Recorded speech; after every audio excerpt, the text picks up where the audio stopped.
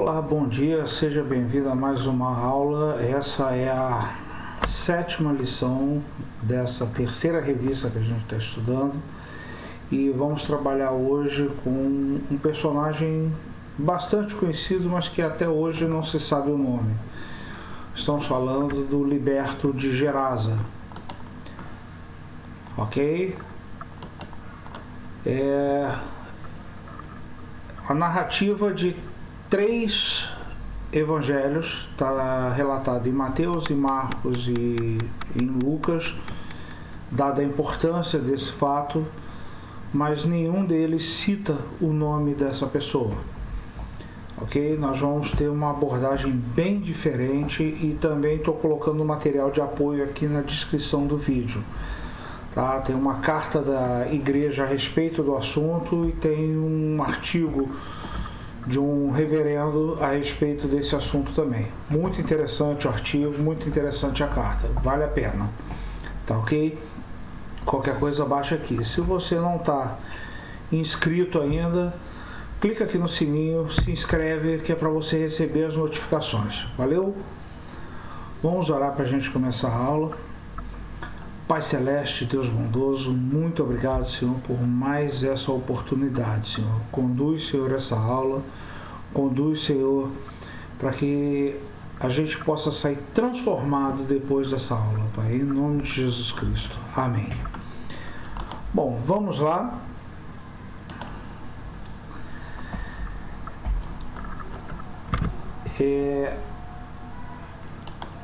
O objetivo da aula hoje, principalmente que você entenda que Jesus veio para libertar a pessoa como um todo, tá ok? É importantíssimo que você entenda isso, que Jesus veio para trazer libertação para todas as áreas da sua vida, tá ok? E a gente também quer que você consiga entender o testemunho que aquela pessoa que foi liberta precisa dar. São os 2 pontos importantes dessa aula, tá ok? Tá aí os objetivos da aula, tá aí o sumário para que nem eu nem vocês nos percamos, tá ok? Vamos lá. Texto base de hoje, Marcos 5, de 1 a 20. Como eu falei logo na abertura, essa narrativa ela se repete nos 3 evangelhos sinóticos. Ela se repete tanto no evangelho de Mateus, quanto no de Marcos e no de Lucas. Mas ela tem algumas discrepâncias entre as 3 narrativas. São poucas, mas tem algumas. Uma delas é com relação à localidade. O texto de Marcos cita como Gerasa. O texto, se eu não me engano, é o texto de Mateus que cita como Gadara, o Gadareno, né, e não o Geraseno. Todas as 2 cidades estavam na região de Decápolis, mas o mais provavelmente é que fosse Gadara e não Gesara, porque Gadara ficava mais próximo do mar da Galileia e Gesara mais distante. Mas isso não é o foco, tá ok? O foco é a libertação que Jesus traz. Vamos ao texto. A cura do endemoniado Geraseno. Jesus e os discípulos chegaram a outra margem do mar, a terra dos Gerazenos. Ao desembarcar, logo um homem possuído de um espírito imundo veio dos túmulos ao encontro de Jesus. Esse homem vivia nos túmulos e ninguém podia prendê-lo, nem mesmo concorrentes, porque, tendo sido muitas vezes preso com correntes e cadeias, as cadeias foram quebradas por ele e as correntes foram despedaçadas, e ninguém conseguia dominá-lo. Andava sempre de noite e de dia, gritando entre os túmulos pelos montes, ferindo-se com pedras. Quando de longe viu Jesus, correu e prostrou-se diante dele, gritando em alta voz: O que você quer comigo, Jesus, filho do Deus Altíssimo? Por Deus, peço-me que não me atormentes. Ele disse isso porque Jesus tinha dito a ele: Espírito imundo, sai desse homem. Então Jesus lhe perguntou: Qual é o seu nome? E ele respondeu: Legião é o meu nome, porque somos muitos. E pediu-lhe com insistência que não os mandasse para fora do país. Ora, uma grande manada de porcos estava pastando ali pelo monte. E os espíritos imundos pediram a Jesus: Mande-nos para os porcos, para que entremos neles. E Jesus permitiu. Então, saindo os espíritos imundos, entraram nos porcos, e a manada, que era de cerca de 2.000, precipitou-se de despenhadeira abaixo, para dentro do mar, onde se afogaram. Os que tratavam dos porcos fugiram e foram anunciá-lo na cidade e pelos campos. Então o povo saiu para ver o que tinha acontecido, e aproximando-se de Jesus, viram o endemoniado, o que antes estava dominado pela legião, assentado, vestido, em perfeito juízo, e temeram. Os que haviam presenciado os fatos contaram-lhes o que tinha acontecido ao endemoniado, e também falaram a respeito dos porcos, e começaram a pedir com insistência que Jesus se retirasse do meio deles. Quando Jesus estava entrando no barco, aquele que antes estava possuído pelos demônios pediu com insistência que Jesus deixasse ficar com ele.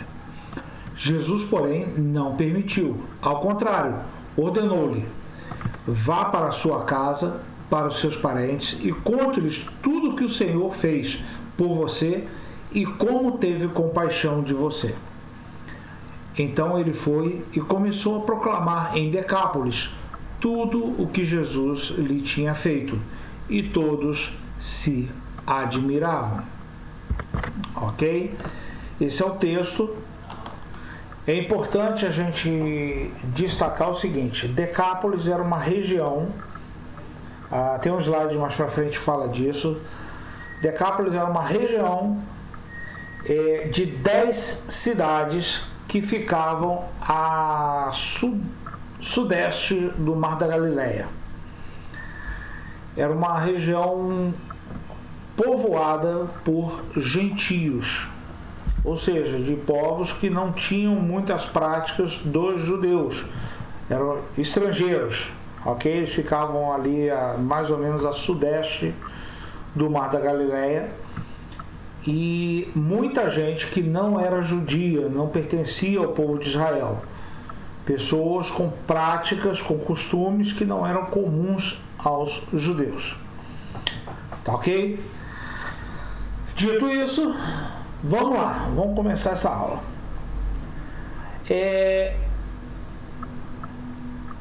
Essa lição ela tem 2 pontos principais, mas eu queria pegar um ponto que é importante a gente tomar cuidado com ele, a questão das possessões demoníacas. Eu vou falar sobre isso, a gente vai tocar nesse assunto. Os textos que estão aqui na descrição do vídeo para apoio falam muito sobre isso, mas é importante que você não confunda, não tenha paranoia com isso, tá ok? É muito importante que você tenha discernimento para saber o que é de verdade possessão demoníaca e o que não é. O que não é, tá bom? O segundo texto, que é o do reverendo, é a obsessão pelo diabo, reverendo Daniel, se eu não me engano. A obsessão pelo diabo fala muito a respeito disso, vale a pena a leitura, tá? É uma leitura rápida, bem prática, direto, curto e reto, tá ok? Mas vamos lá, o que acontece? Durante toda a caminhada dos discípulos, eles tiveram muitas experiências de cura, experiências de transfiguração, experiências de, no caso lá de Jesus andando por cima da água lá, não deixa de ser um milagre também, né? Experiência de libertação, de expulsão de demônios, várias experiências, ok? E o Evangelho de Marcos, ele tenta mostrar muito disso aí. Ele tem diferentemente de Mateus e de Lucas, que mostram poucos casos desse, Marcos mostra muitos. A gente vai ver, tem um slide mais para frente que fala sobre isso. Mostra muito disso, tá ok? O que a gente quer pegar para vocês? Aprendam a discernir e entendam o que está por trás da leitura desse texto. O texto não quer falar apenas e tão somente de uma libertação demoníaca. Tem muito mais ali. Muito mais. E é isso que a gente vai trabalhar nessa lição. Tá ok? Tudo ali está dentro de um projeto pedagógico. Jesus leva os discípulos até aquela cidade para ensinar para eles algumas coisas. A gente observa no texto que Jesus atravessa o mar, vai lá, faz essa cura e sai. Volta para o mar da Galileia e volta para a região onde ele estava. Então ele vai lá praticamente exclusivamente para isso. Vai lá, liberta esse cara e volta. Jesus leva os discípulos para lá, faz essa viagem com eles. Para quê? Para ensinar aos discípulos algumas coisas, e a gente vai ver isso nessa lição. Beleza? Vamos lá. Contextualizando o texto bíblico aí. Vamos lá. Primeira coisa, Marcos, os estudiosos são quase que unânimes em afirmar que Mateus e Lucas beberam da fonte de Marcos. Tá? Marcos é tido como uma fonte para Mateus e para Lucas. Tem alguns estudiosos que apontam uma outra fonte desconhecida, esqueci o nome que eles dão agora, tem um nomezinho aí, mas não é importante. Mas isso não é unanimidade. O que é unanimidade, quase que unanimidade, é que Mateus e Lucas aproveitaram o texto de Marcos para fazer suas redações. Marcos é escrito numa espécie de grego mais simples, não é erudita como é o grego de Lucas. Seria, trazendo para os nossos dias aqui, seria um texto mais do tipo nós nós faz, nós... um grego muito próximo do povo simples. E Marcos tem um detalhe. Ele explica, ele traz palavras do aramaico, palavras do hebraico e dá a tradução. Ele dá muitas explicações a respeito do que determinada palavra quer dizer, porquê de determinadas expressões, porquê de determinados costumes. Ele dá esse tipo de explicação. Ora, se ele dá essa explicação, isso quer dizer que o leitor desse livro não era judeu, porque se fosse não precisava. Marcos escreve esse livro para uma comunidade gentílica, uma comunidade que não conhecia o hebraico, daí ele dizer, olha, essa palavra aqui quer dizer isso, pau. Ele traduz esse tipo de coisa porque era para gente que não conhecia o hebraico. Ele explica os costumes judaicos porque ele está escrevendo para quem não era judeu. Alguns estudiosos apontam que a comunidade que foi receber esse livro, esse evangelho, era a comunidade nos arredores de Roma. Mas isso aí também não é consenso, tá? É uma suposição, tá bom? O que é certo é que Marcos é escrito para um público que não tinha familiaridade com as coisas do judeu, do judaísmo, com as coisas de Israel. Isso é certo, porque senão ele não precisaria dar essas explicações. Da mesma forma que Mateus, que escreve para uma comunidade judaica, ele não se dá o trabalho de explicar essas coisas. Por quê? Porque quem estava lendo sabia. Ok? Isso é importantíssimo para a gente entender o contexto desse livro. Tá ok? A ênfase que Marcos dá, Marcos não começa lá com o nascimento de Jesus, mostrando a infância, mostrando o anúncio. Marcos não quer pegar esse tipo de informação porque não interessa para o público dele. Lucas está escrevendo para um público grego que precisava de uma referência divina.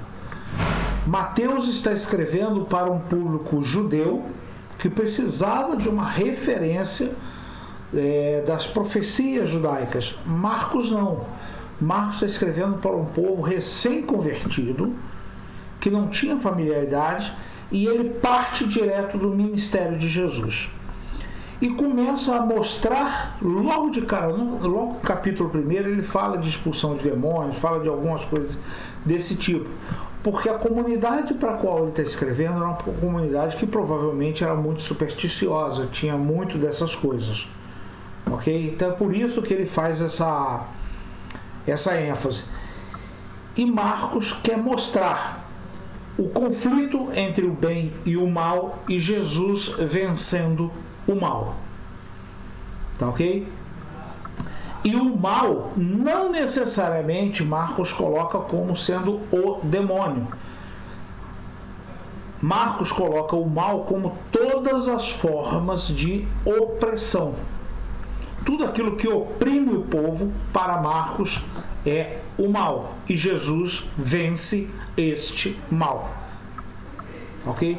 Marcos quer mostrar para esse pessoal que Jesus vence o mal, seja ele qual for.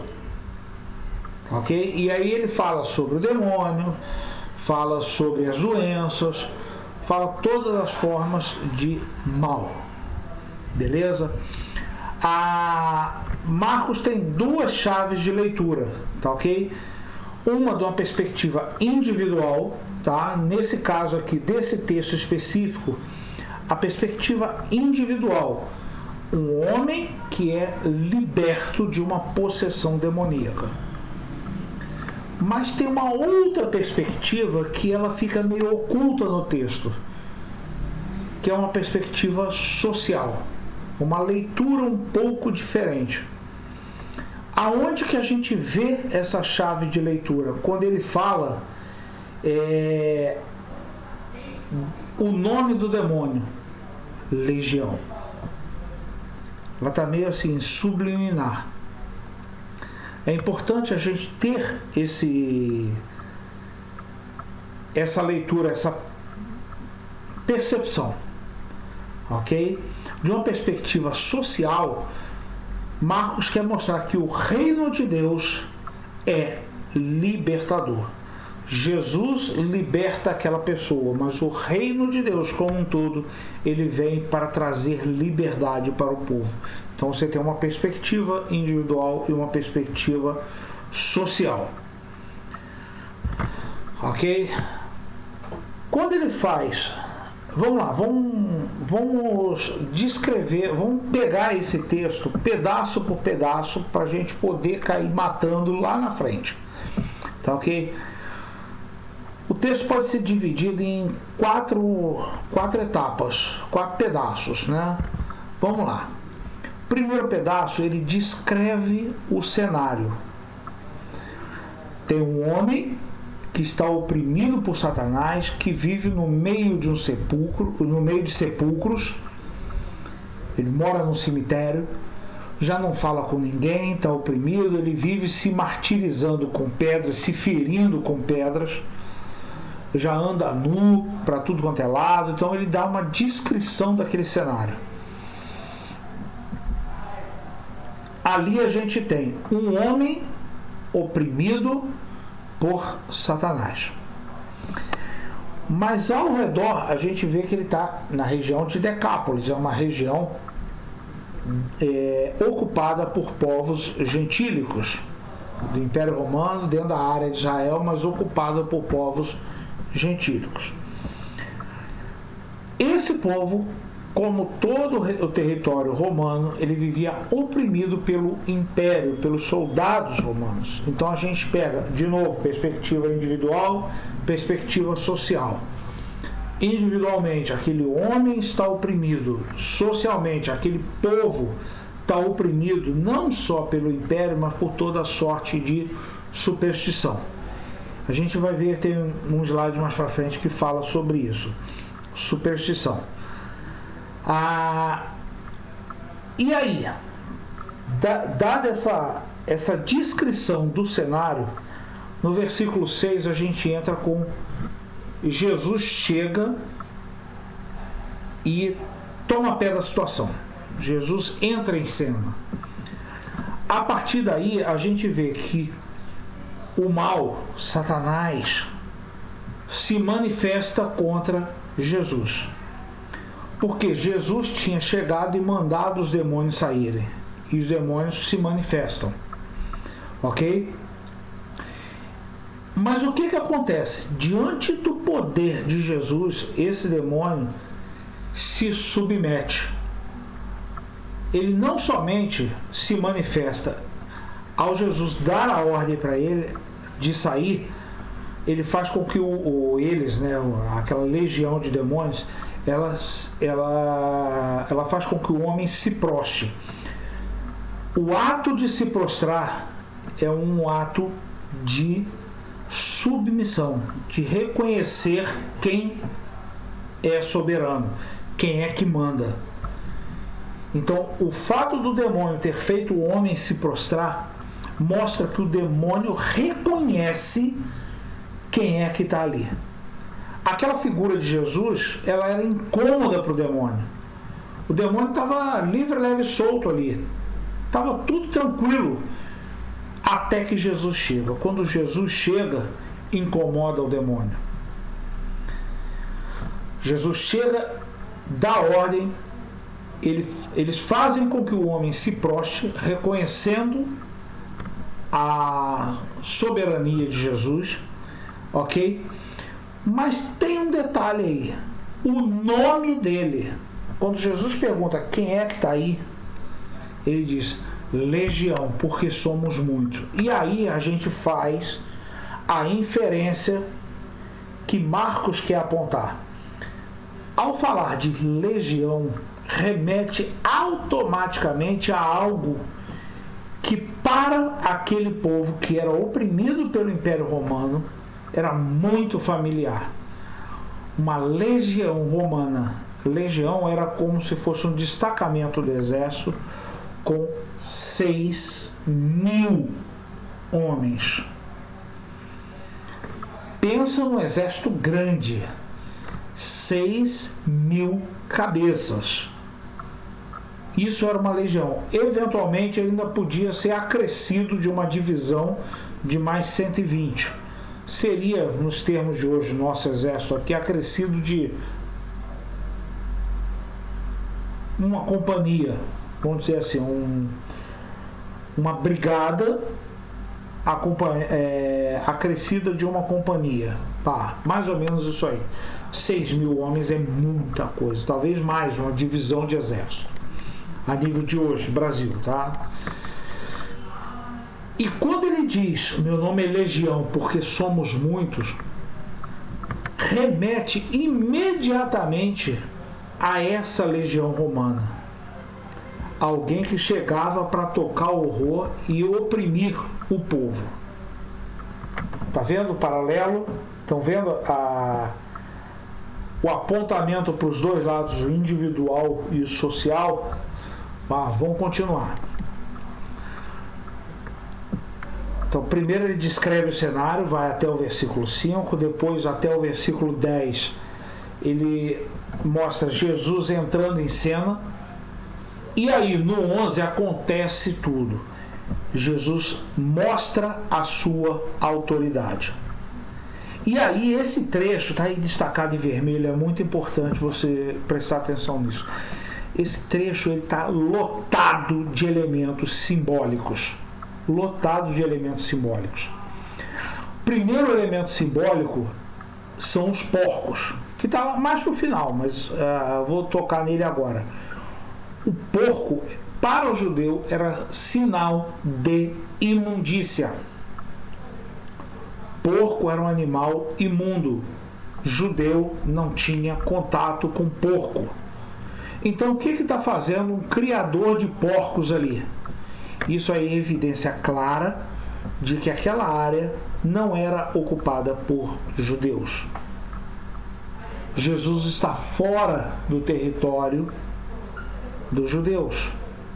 Está fora do seu território. Tá ok?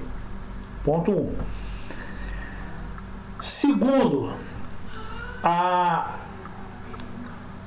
o segundo elemento simbólico, o mar. Na crendice popular daquele pessoal, o mar ele era sinônimo de tudo existente antes da criação.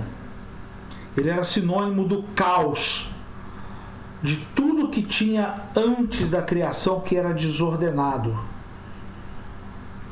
E era um sinal, era como se fosse assim, um local para onde vão os perdidos, aonde vão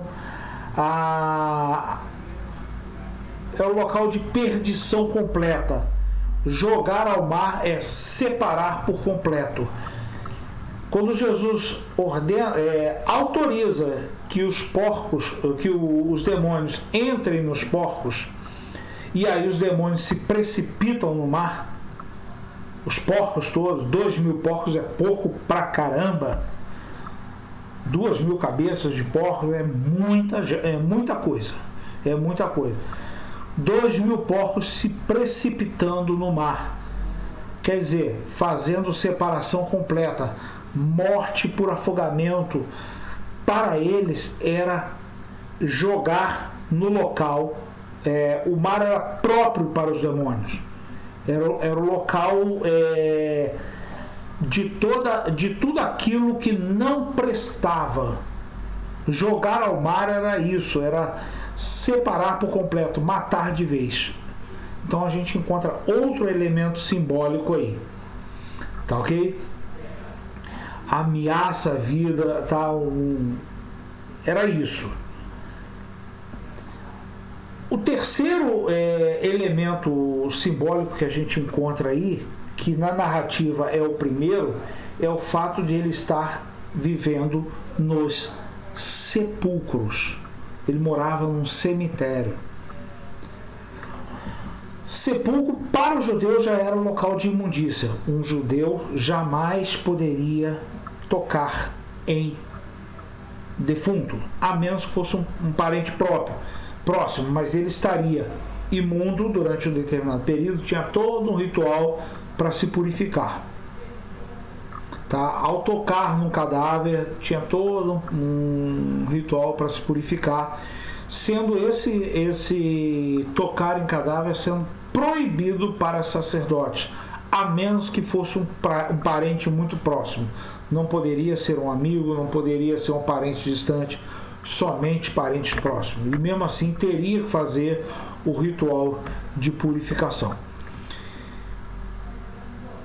Esse homem vivia nos sepulcros, e que também era visto por todos aqueles povos como um local assombrado, espíritos desencarnados, coisas desse tipo, ok? Almas vagantes, fantasmas, coisas desse tipo.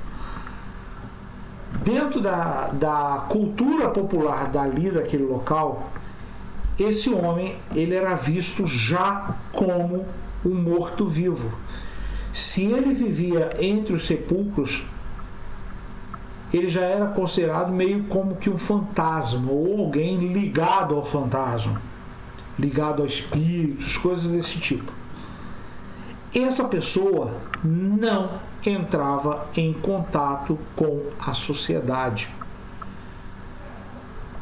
A Bíblia fala, mais um elemento simbólico, das correntes.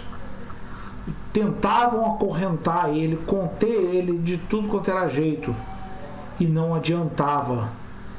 Ele vivia possuído, viviam tentando acorrentá-lo para tentar impedir mais prejuízos. Ao invés de tentar libertar aquela pessoa, tentavam prender aquela pessoa, porque ele não era bem visto na sociedade. Viram aí um monte de elementos simbólicos? Lembre-se, Marcos é escrito não nesse período, Marcos é escrito depois, para contar este período de Jesus. Estamos falando de um povo que esperava por um Messias que viesse trazer libertação ao povo de Israel. Marcos mostra para essa comunidade que está além das fronteiras de Israel que Jesus vem fazer uma libertação muito maior do que essa, mas acende nesse povo também a esperança pela libertação do jugo romano. Acende, não deixa de acender, ok? Importante a gente prestar atenção nesses detalhezinhos. E por fim a gente vê no final da história, já lá a partir do versículo 14, que este povo também estava oprimido, não somente o homem. Era um povo oprimido pelo jugo romano e era um povo oprimido pelas superstições e pelas crendices. A coisa vai muito além daquela pessoa. Tá? E quando, veja como é oprimido também pela ganância, você veja que quando esse homem é liberto e os espíritos vão para os porcos, primeiro, aquele povo fica com medo. Quem é esse que os demônios obedecem? Quem é? Primeiro detalhe, quem é? Segundo detalhe, esse cara trouxe prejuízo. Foram 2.000 porcos que a gente perdeu. Sai daqui, eu não quero você aqui. Mesmo Jesus chegando e trazendo libertação, mostrando o poder dele, ainda assim, aquele povo não quer ficar com Jesus.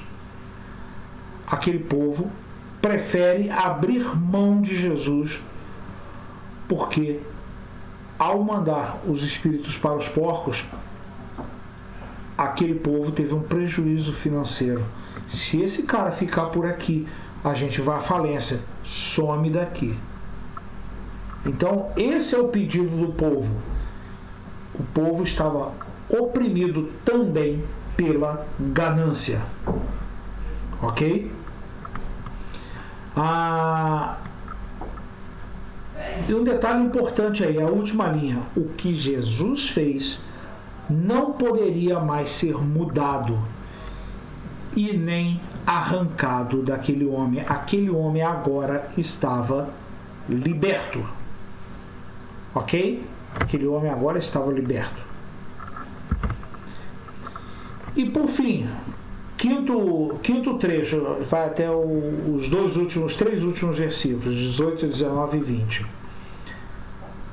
Aquele homem agora liberto, limpo, vestido, calmo, no seu juízo perfeito, agora aquele homem quer seguir a Jesus. Aquele homem quer seguir Jesus. Mas Jesus tinha outros planos para ele. Não, eu não quero que você venha comigo para Israel. Eu quero que você volte para casa, conte para os seus parentes, para os seus vizinhos, para os seus amigos, o que Deus fez por você. Eu quero que você seja minha testemunha aí na sua terra, no seu entorno, no seu trabalho, na sua família, no meio dos seus amigos. Eu quero que você volte e seja minha testemunha. Às vezes a gente recebeu uma bênção, a gente quer largar tudo para viver aquela bênção. E a gente esquece que a gente tem uma missão. Jesus faz deste homem um missionário. E lá no versículo 20 diz que ele passou a anunciar o que Jesus tinha feito em toda a Decápolis. Toda aquela região das 10 cidades. Ele não fica restrito à casa dele, ele vai a todas as 10 cidades anunciando o que Jesus fez por ele. Ok? Jesus quer fazer de nós missionários. Beleza? Deixa eu ver aqui. Ao libertar aquele homem. Tá. O que acontece? Jesus vai de encontro àquele cara, retira dele aqueles demônios,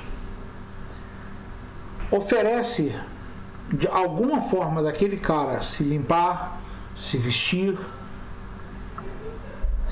se alimentar. Jesus faz uma restauração na vida daquela pessoa. Mas ele não faz algo genérico. O que eu chamo de genérico? Seria o seguinte, olha, vamos fazer um batismo aqui para todo mundo. Todos aqui agora estão libertos. Não é algo assim para todo mundo, não. Ele é pontual. Jesus sai da região de Israel, atravessa o Mar da Galileia, ele estava em Cafarnaum. Acho que o texto anterior ao texto fala sobre isso. Estava em Cafarnaum, que é no norte do Mar da Galileia. Ele atravessa em direção ao sudeste, vai para essa região de Gadara ou de Gerasa, dependendo aí de qual evangelho você está lendo. Ele faz essa trajetória, liberta aquele cara, pega o barco e volta para Cafarnaum, volta para a região de Israel. É uma ação muito pontual. Muito pontual. A intervenção que Jesus quer fazer na nossa vida, ela é pontual. Jesus não usa de generalidades. Jesus é bem específico quando quer trabalhar na nossa vida. Tá ok? Vamos lá. Feita essa contextualização, a gente vai dar uma olhada direto no texto bíblico. Vamos lá. Como eu falei, ela é narrada em Mateus, em Marcos e em Lucas. E isso por si só já mostra a importância desse texto, desse fato, desse acontecimento. Se ele não fosse algo tão importante assim, para o ministério como um todo de Jesus, ele teria sido narrado em por fazer parte do contexto daquele alvo, daquele evangelho. Mas não, ele está narrado nos 3. Tá ok? Isso dá o grau de importância desse fato.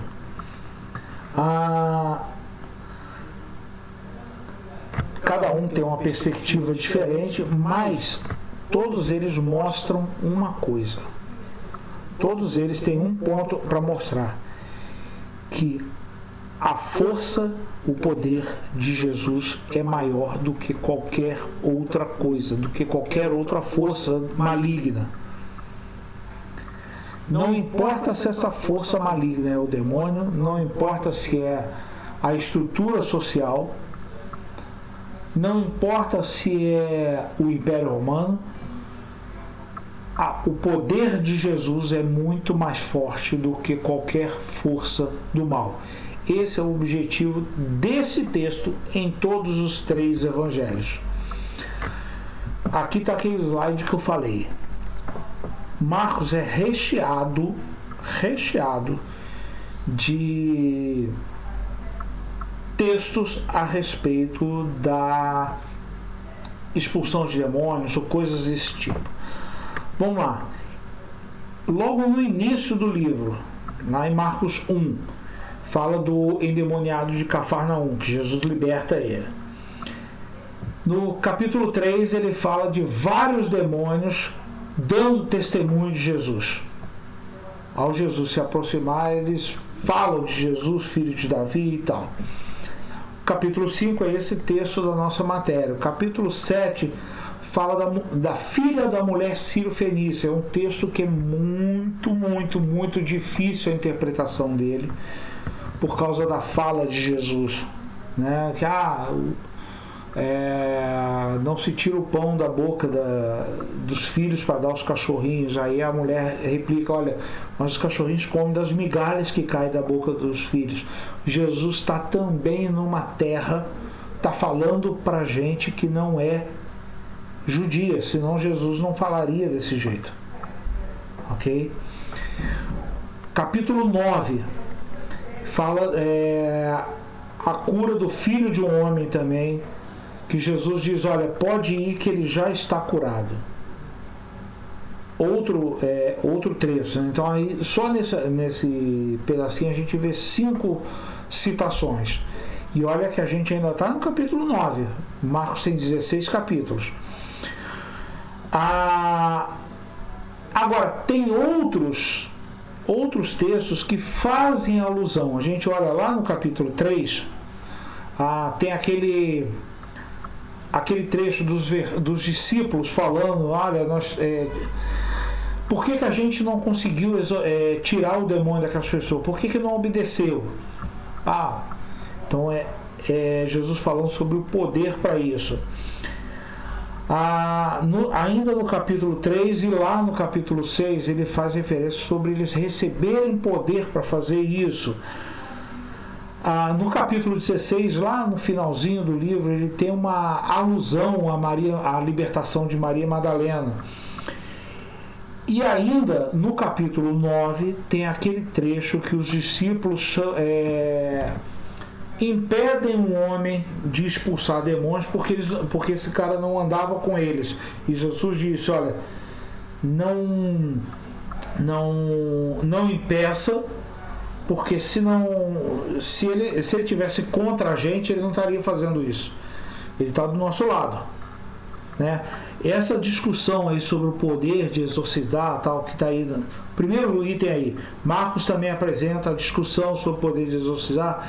É aquele trecho que dizem que Jesus estava expulsando demônios em nome de Beelzebul. E Jesus falava: vem cá, o próprio diabo está expulsando o exército dele? Um exército pode sobreviver dividido?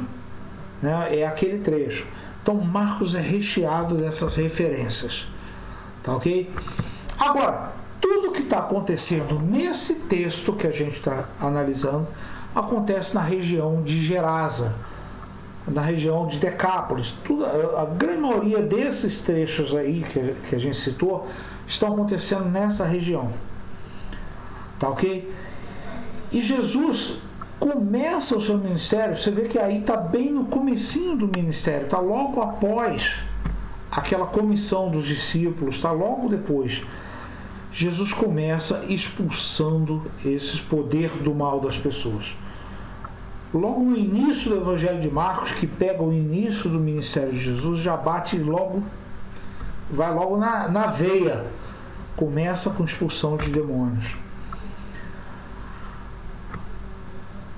É importante notar que Jesus não se furta a fazer esse tipo de coisa.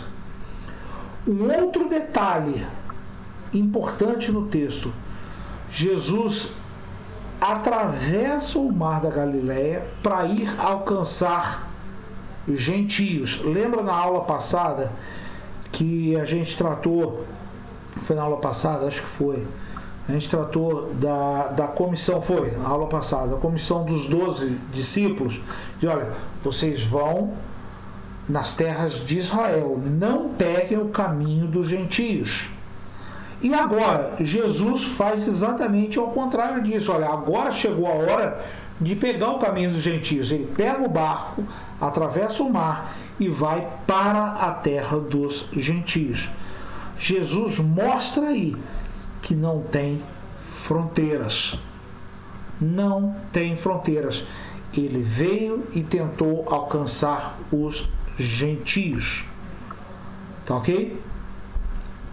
Saiu com erro de português aí. Diferente não. Diferente dos judeus, todos são dignos de serem abençoados por Jesus. Perdoe a nossa falha aí. Não é diferente, é diferente. E aí, lembra do projeto pedagógico de Jesus? Os discípulos aprendem que o Evangelho, a Boa Nova, não está restrito a um grupo. O Evangelho de Jesus está para todas as pessoas. Não há barreiras. Se tiver, tem que ser rompida. Ok? Já tocamos nesse assunto, né? Na teologia da época, a questão do sepulcro. Na teologia da época, além dos demônios serem considerados impuros, para toda a teologia judaica, sepulcros eram lugares impuros, não somente os demônios, mas os sepulcros também, até como local de moradia de demônios. Sepulcro tem a ver com demônio, Paulo. Então, sepulcro tem a ver com morte, tem a ver com cadáver, tudo de ruim. Então, para a teologia daquela época, era tudo muito interligado. Tá ok?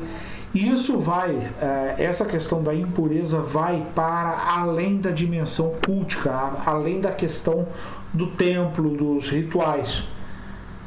Então, se alguém demonstrava um comportamento que não era o comportamento social adequado, ele já era tido como sendo possuído por demônio e, portanto, ele era impuro. Ele não poderia prestar culto, ele não poderia conviver em sociedade. Tá ok? Aí, de novo, a gente fala das referências, né? Os sepulcros, os porcos e por aí vai. Tá? O mar. Tá ok? Uma outra visão sobre esse texto é a vida degradante que esse homem levava. Esse homem vivia apartado da sociedade. Por causa da possessão demoníaca, ele vivia oprimido, as pessoas o acorrentavam, ele arrebentava a corrente, o acorrentava de novo. Ele vivia nu. Tem um trecho, acho que é de Mateus, que fala sobre isso, que ele perambulava nu pelos locais onde ele andava. Vivia no cemitério e tinha o corpo marcas de sofrimento. Ele se autoflagelava, pegava pedras e riscava o seu corpo. Outra referência, a gente já tocou sobre isso, o nome do demônio, legião, remete à questão da opressão romana. Para eles era muito natural essa associação. Tá ok? E aí o evangelista Marcos quer fazer essa associação. A opressão militar também é obra maligna. A opressão do império, a opressão social também é uma opressão maligna. Tá ok? Marcos quer fazer essa referência.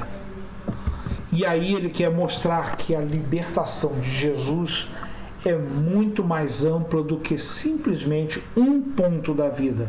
Ela é muito mais abrangente. Tá ok? Agora, um detalhezinho. Tudo começa quando aquele homem encontra Jesus.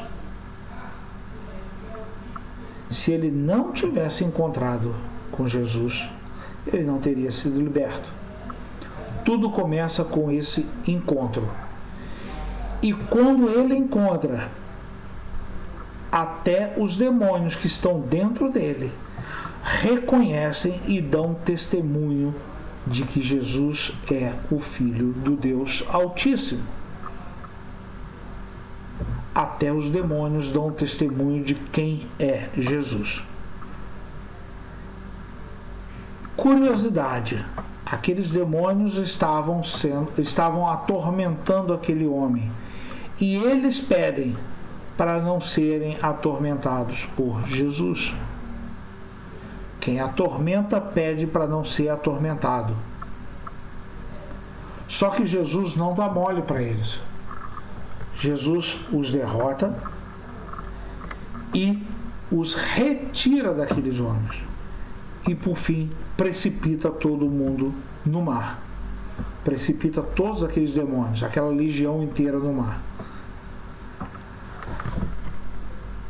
Agora a gente olha uma curiosidade. A tranquilidade. Quando as pessoas chegam apavoradas, alguém libertou aquele cara que ninguém conseguia sequer colocar corrente nele direito. Alguém libertou esse cara. Quem é que tem poder para fazer isso? Está todo mundo com medo. E quando chegam lá, dão de cara com ele, tranquilo, calmo, conversando, no juízo perfeito. Veja o contraste. As pessoas estão com medo de quem trouxe libertação. Se Jesus não tivesse libertado aquele homem, talvez não tivesse causado tanto espanto. Mas Jesus libertou, Jesus enfrentou algo que eles não podiam enfrentar. E isso causou medo neles. Mais do que medo, ainda gerou uma preocupação financeira. Perdemos os nossos porcos, o nosso sustento. E aí cria uma espécie de revolta na população. Aqueles donos de porcos agora não querem a presença libertadora de Jesus ali. Por quê? A presença libertadora de Jesus trouxe prejuízo financeiro. A preocupação deles não era com aquela vida humana, mas era com o seu lucro. A preocupação deles foi com prejuízo financeiro. O homem que continuasse atormentado, mas os meus porcos não podiam ser perdidos. Era esse o pensamento. E Jesus quer mostrar que uma vida humana vale muito mais do que qualquer bem material, do que qualquer animal que a gente tenha, por mais que a gente goste do animalzinho. Uma vida humana tem que estar sempre em prioridade. Este homem, ele demonstra um desejo de seguir Jesus, ao passo que o povo demonstra um desejo que Jesus saia dali o quanto antes. Tem um contraste nessa história. Mas Jesus não empurra a sua divindade goela abaixo das pessoas. Tem aquele texto lá que não é por força nem por violência, mas pelo Espírito de Deus, né? Vocês não querem? Beleza, estou indo. Fui. Pega o barco e volta para a região de Cafarnaum. Jesus atende.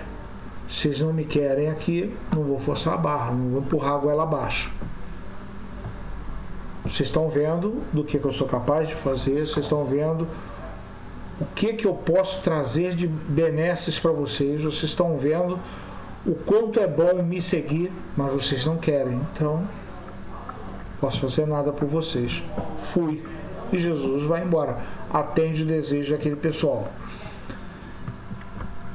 Só não atende o desejo daquele homem que queria seguir Jesus, mas Jesus diz: eu tenho algo maior para você. Eu quero que você seja um missionário aí na sua terra. E ele, apesar do desejo de estar lá seguindo, ele obedece o que Jesus fala para ele. E ele passa a dar testemunho em toda aquela região. Tá ok?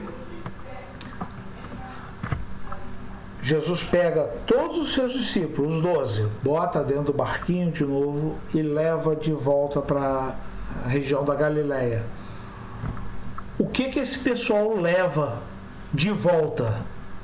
Não leva somente um dia de caminhada, um dia no barco. Ele leva também uma senhora experiência na bagagem. A bagagem deles agora nós vimos quem é aquele que a gente tem seguido. Nós vimos do que ele é capaz. Nós vimos que o poder do mal se submete ao nome dele. Nós vimos que uma vida humana vale muito mais do que toda a fonte de renda que a gente possa ter. No caso lá, os porcos. Ok?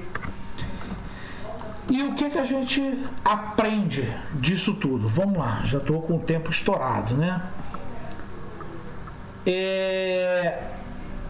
A Bíblia não dá muitos detalhes, a não ser isso que a gente leu aí, tá ok? A Bíblia só fala dessa experiência, dessa libertação.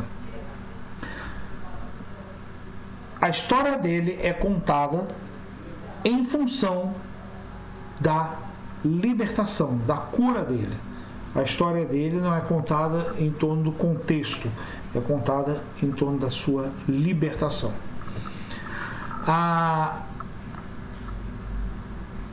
Aquele homem que a única coisa que ele conseguia fazer era grunhir, gritar no meio dos sepulcros, tentar expressar a sua dor, agora está liberto e falando do amor de Deus.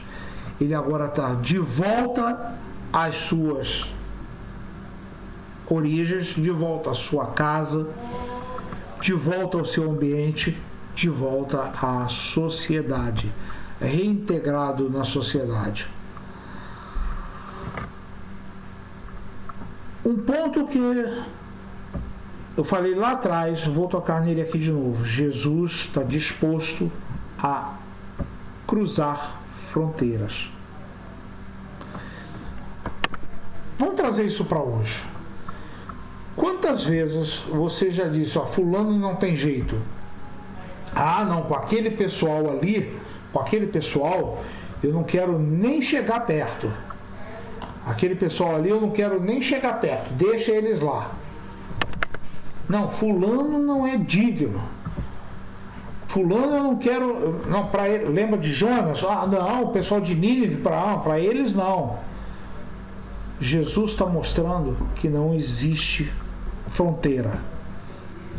Todas as pessoas devem ser acolhidas. Ok? Outro ponto que a gente aprende aí. O povo está indignado com Jesus. Está indignado por quê? Porque aquele cara foi liberto? Não. Está indignado porque Jesus tocou na parte mais doída do corpo humano, que é o bolso. Jesus mexeu no status quo. As pessoas já estavam acostumadas a viver de uma determinada maneira. E Jesus balança essa estrutura. Aquele cara que era excluído, agora ele está incluído. Opa, peraí. Como assim? Deixa ele lá e nós cá. Jesus diz que não. Aquele homem tem que ser incluído. A vida humana não tem preço. Eu não estou nem aí para os seus 2.000 porcos. Eu estou preocupado com este homem aqui. Estou preocupado com ele, com a vida dele. Ok? E aí a gente traz essa pergunta: como é que nós nos colocamos diante dos investimentos que são feitos a nível missionário ou a nível de ação social? Nós nos dispomos, olha, tem que ajudar tantas famílias que precisam da cesta básica. Nós nos dispomos a fazer? a igreja está precisando arrecadar para fazer determinadas coisas. Nós nos dispomos a fazer isso, a colaborar, nós nos envolvemos. Precisamos mandar um missionário para determinado local, para determinada região. Eu chego junto, pelo menos em oração. Ah, tá, deixa ele lá, tá, eu vou tocando a minha vida. Como é que nós nos engajamos nisso? Qual é o nosso nível de engajamento? Ação social e missão. Jesus está me chamando para ir. Eu levanto da cadeira e vou. Nós temos um compromisso com missões, com ação social, com as pessoas que estão oprimidas, ou nós estamos deitados em berço esplêndido? É importante a gente observar isso que está escrito em azul aí, ó. Assumir o reino de Deus precisa do nosso investimento, seja financeiro, seja de oração, seja de engajamento. Precisa do nosso investimento. Assumir isso é uma expressão de vida de santidade perante o Senhor. Tá ok? Outro ponto que a gente aprende, estamos chegando ao final da nossa aula, tá? Fique tranquilo, 1 hora já de aula. Estamos chegando ao final. Outro ponto que a gente aprende, a disposição daquele homem de seguir Jesus e, ao receber a missão de anunciar, a disposição dele de contar em todas as cidades ao redor do amor de Jesus. A disposição dele mostra que a libertação dele foi um processo completo. Jesus libertou aquele homem como um todo, não foi apenas um detalhe. Jesus não libertou apenas uma área da vida dele. Jesus liberta ele como um todo.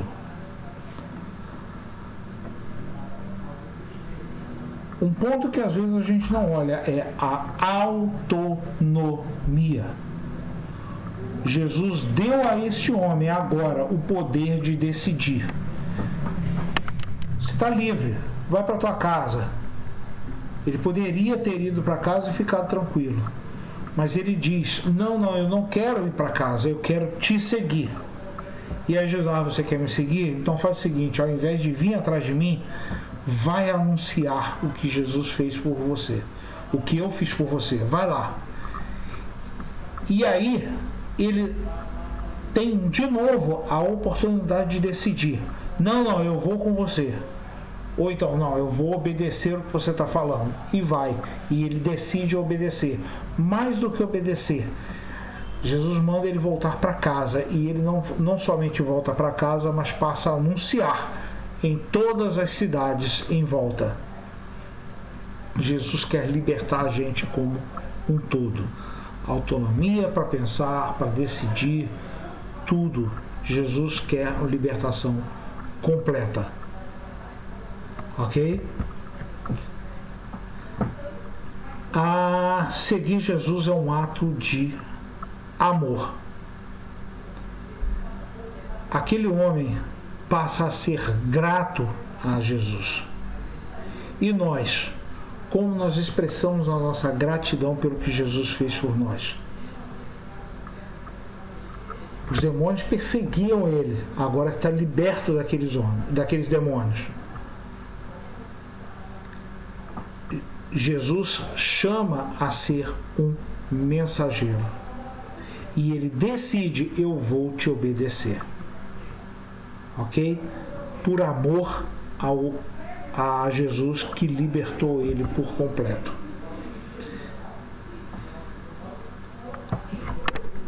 Para a gente fechar a nossa aula, o que a gente tem? A gente tem muitas experiências no processo, na nossa vida com Jesus, nossa caminhada diária com Jesus. Essas experiências são fundamentais para o nosso crescimento. Tá ok? Como eu sempre digo, experiência não é o que te acontece, mas o que você tira do que te acontece. Ok? Experiência é o que você aprende com o que está acontecendo com você. Jesus quer nos libertar por completo. E essa libertação, às vezes estanque, às vezes ela é aos pouquinhos. Mas Jesus quer nos trazer libertação por completo. Jesus quer mostrar para a gente que a salvação, ela inclui a libertação da vida humana, não somente da alma, mas também da vida humana. E que Deus deve ter sempre a palavra final na nossa vida. Para quê? Para que tudo em nós seja por louvor, honra e glória do nome de Jesus. E para anunciar o poder salvador e libertador de Jesus. Ok? E para a gente encerrar, ficam aí as perguntas que a gente sempre traz. Que tipo de cadeia prende você? Que tipo de cadeia é difícil de você se livrar dela? O que te amarra? O que te impede de fazer a vontade de Deus? Como é que você faz para se livrar dessas amarras? Outra pergunta para você pensar durante a semana. Você realmente tem certeza do poder de Jesus ou você acredita porque ouviu alguém falar? Você já experimentou o poder de Jesus na sua vida? Quais são as áreas da sua vida que precisa ser liberta? O que precisa de libertação? Outra, você conhece alguém que esteja precisando de libertação? Como é que você pode ajudar? Fica a pergunta, ok? De novo, pessoal, nós estamos com esse formato novo. Está aqui no YouTube, está aqui no Facebook. Se você não é inscrito, se você não nos segue, coloca lá o sininho para você ser avisado, para você não perder as aulas que vêm por aí pela frente, tá ok? Nós não estamos interessados em likes, em seguidores, número de seguidores, não. A gente só quer que você seja avisado. A gente costuma mandar os links via WhatsApp, mas a gente não tem um WhatsApp de todo mundo. Clica aí, se inscreve que o próprio YouTube avisa você que está chegando vídeo novo, tá ok? Vamos orar para a gente encerrar? Pai Celeste, Deus bondoso, louvado seja o teu nome, Senhor. Louvado sejas, Pai, porque sabemos que a tua obra é completa. Quando tu nos liberta, Senhor, tu nos liberta por completo. Senhor Deus, muito obrigado pela tua libertação, Pai. Ensina-nos, Pai, a sermos seguidores fiéis teus. Em nome do teu Filho Jesus Cristo. Amém. Gente, até semana que vem.